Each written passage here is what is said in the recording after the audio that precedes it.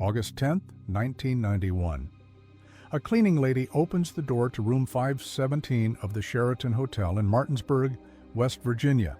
The air is heavy, the lights are still on, and inside the bathroom, floating in a bloody tub, is the naked body of a man. He is surrounded by blood, his wrists are slashed multiple times, and beside the bathtub is a single razor blade.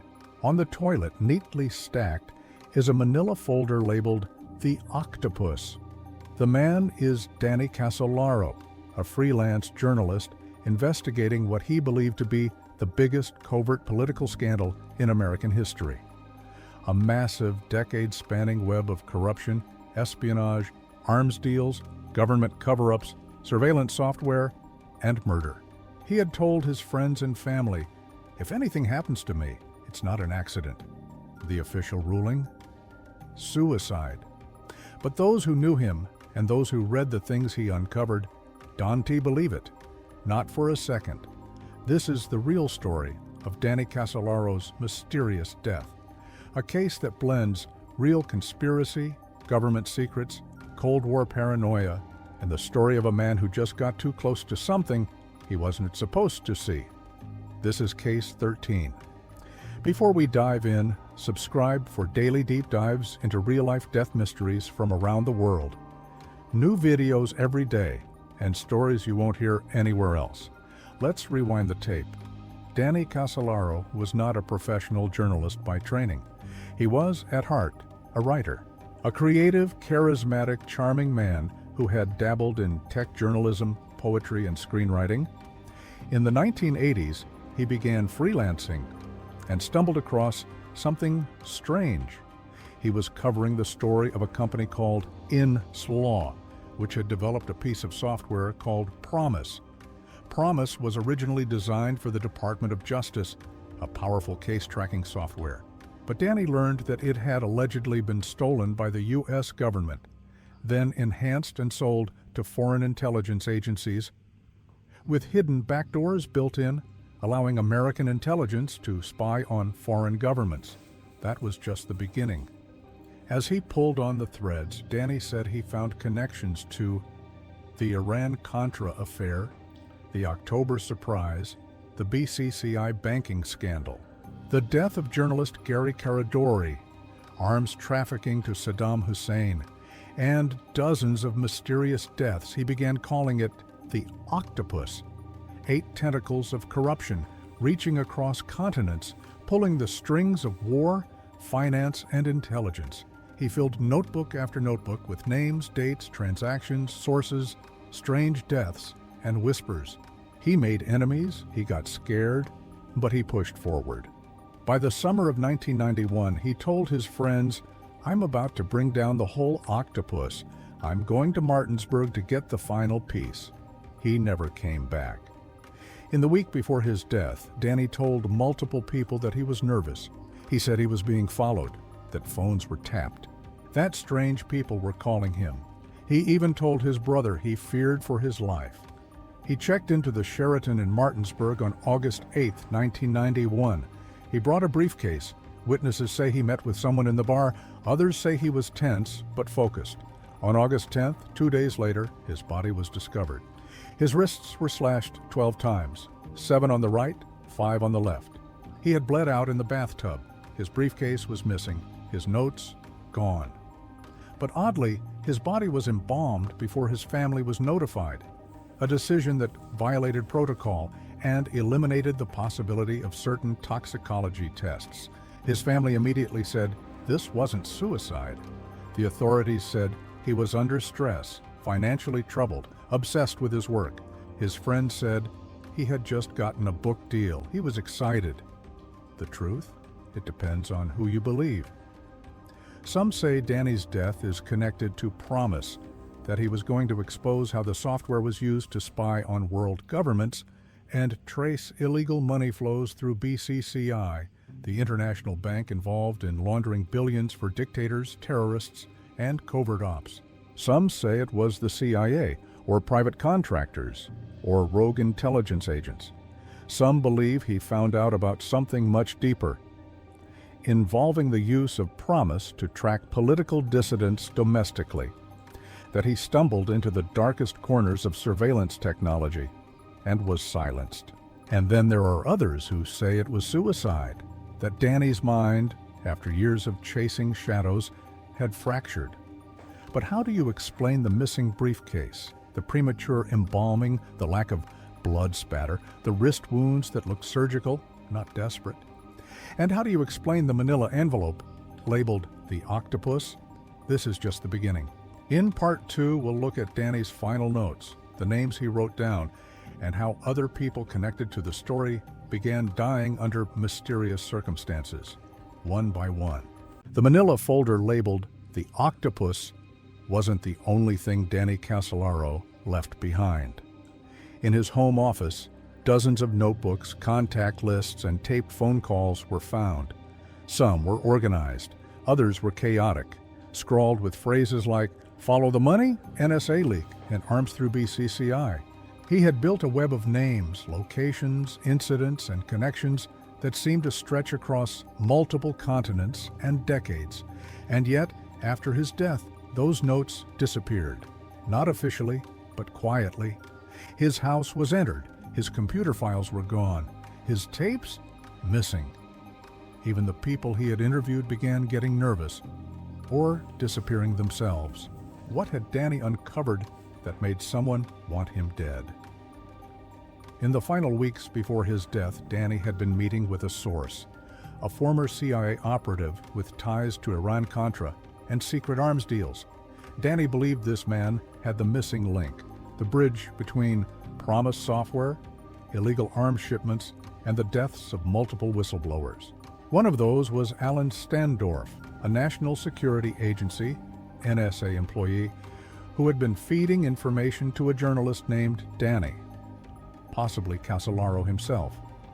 Standorf was found dead in the trunk of his car in January 1991, just months before Casolaro's death. His cause of death? Blunt force trauma to the head. No arrests were made. Another was William McCoy, an investigator for the House Judiciary Committee. He was looking into the Inslaw affair, the same Promise software Danny was chasing. McCoy told people he believed Promise had been used to track and kill foreign operatives. He died of a sudden illness in 1997 after claiming he was being followed. Then there was Gary Caradori, another investigator looking into BCCI and child trafficking allegations involving powerful figures. He died in a plane crash in 1990. Witnesses saw his aircraft explode mid-air. His briefcase, which reportedly contained photographic evidence, was never found. It's as if anyone who got too close to the Octopus ended up dead. So what exactly was Promise? It was a software system designed in the late 1970s and early 1980s by a company called Inslaw. Originally intended to help federal prosecutors track cases, it was revolutionary and dangerous. It could integrate data from multiple databases, spot hidden patterns, and map connections between people, finances, and activity. According to multiple whistleblowers, Promise was stolen by the U.S. Department of Justice, modified by intelligence agencies, and then distributed covertly to countries all over the world, including Israel, Iraq, Egypt, and Canada. But each copy had a secret feature, a backdoor, allowing the U.S. to spy on those who used it. Even more chilling, some claim Promise was integrated into financial systems and used to track the movements of money, drug, money arms deals, political bribes, funneled through banks like BCCI, the now defunct Bank of Credit and Commerce International. Danny believed this software had been the foundation for a global intelligence black market, and that it was linked to political assassinations, coups, and even surveillance on American citizens. And he believed people were being silenced to protect that system. In his last phone call with his brother, Danny sounded tired, but excited. He said, "I'm finally getting to the bottom of it." He didn't sound suicidal. He didn't sound like someone giving up, and yet the police found slashed wrists, a single razor, and a note that simply said, "To my loved ones." Nothing else. No explanation. No goodbye. The wounds on his wrists were deep and clean. Experts later said they looked like something made in a surgical setting, not by a man in a hotel bathroom. Some cuts had hit tendons, nearly impossible to do multiple times. The crime scene was sanitized, too clean. There was no blood on the walls, no arterial spray, nothing consistent with a struggle. And then there was the embalming. Without family consent, and before an autopsy could be completed, Danny A.'s body was embalmed, making it impossible to run key toxicology tests that could detected sedation, poisoning, or other evidence. It was as if someone wanted to erase what had really happened, but why? And more importantly, who? After Danny Casolaro's death, the Martinsburg police ruled it a suicide. But his family, friends, and many journalists who reviewed the case believe that ruling was more than just premature. They believe it was false. And then, something strange started happening. Several individuals Danny had spoken to, researchers, whistleblowers, fringe intelligence insiders, started distancing themselves from the case. Some stopped returning calls, others outright vanished. People who had once encouraged Danny to tell the truth now began warning others to leave it alone. One of those people was Michael Riconosciuto, a software expert who had once worked on modifying the Promise software for intelligence purposes. Before Danny died, Riconosciuto gave a signed affidavit stating that the software had been stolen from Inslaw and modified under government orders. Just days after submitting the affidavit, Riconosciuto was arrested on drug charges. He claimed the charges were fabricated to silence him. He remains in prison to this day, a brilliant mind, locked away, branded a criminal, discredited forever. He was also one of the last people to speak to Danny Casolaro. Danny had been investigating a name he found in multiple sources, Robert Booth Nichols, a shadowy figure with alleged ties to the CIA, organized crime, and the arms industry. Nichols denied any involvement in anything illicit, but several sources claimed he was part of the Octopus, the network of intelligence-connected operatives managing illegal software deals, arms sales, and money laundering. Nichols later filed lawsuits to clear his name, stating that Casolaro was spreading lies. But the intensity of his reaction and his deep traceable connections to global arms firms made some people believe he had more to hide than he let on.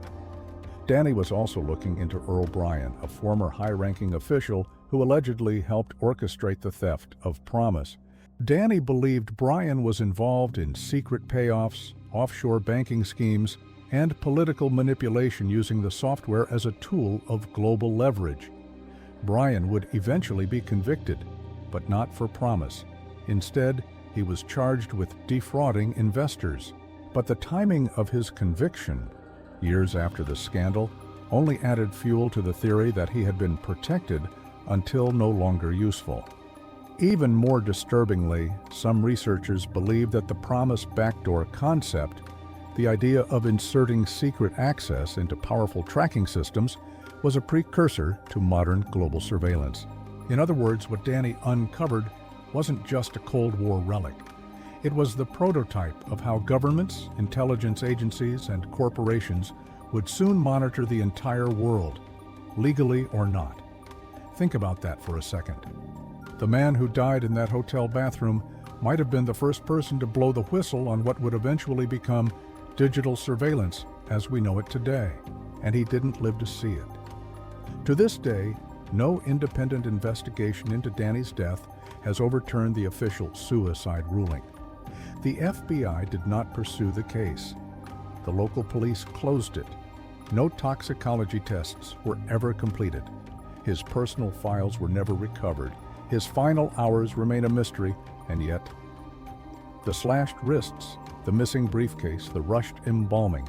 The whistleblowers silenced the others who died. The notes he left behind all point to something far deeper than one man breaking down. They point to a system, a structure, an octopus. Danny Casolaro's last known words to his family were, "I'm going to be bringing back the head of the octopus." Instead, they brought back his body. He was buried in Virginia under a simple gravestone that reads, "He dared to write." Some say Danny got too close to the truth. Some say he lost himself in a fantasy of corruption and conspiracy. But either way, his death remains unsolved, and the questions he asked still have no answers. Was it suicide? Or was Danny Casolaro murdered to protect secrets that live on to this day? Tell us what you think in the comments. And subscribe for more real stories that never got justice. This is Case 13, and this was just one tentacle.